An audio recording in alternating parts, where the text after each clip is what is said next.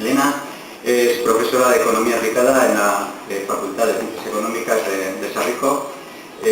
Ha trabajado en diferentes ocasiones y ha dirigido distintos proyectos para la Defensoría. Por una parte, ha escrito diferentes artículos, por una parte en la revista que edita la propia Defensoría y por otra parte en una revista que edita la UPV, la Naremanac, Relaciones Laborales, tocando siempre problemas relacionados un poco con la igualdad de género.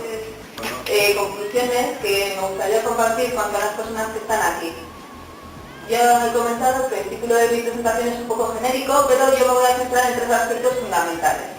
Voy a analizar datos sobre la presencia de mujeres en el mercado de trabajo, datos sobre la presencia de hombres en el trabajo no remunerado, porque bueno, pues es una de nuestras principales preocupaciones. ¿Cuáles son los datos de los que disponemos y qué datos necesitamos para hacer un buen diagnóstico de la situación?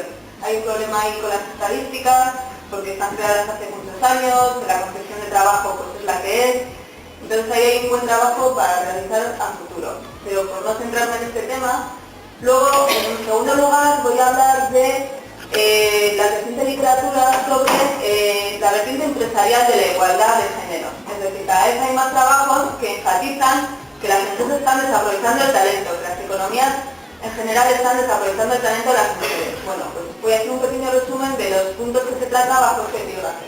Y luego voy a hablar un poco también de un tema, bueno, pues que está todos los días en la prensa, la crisis.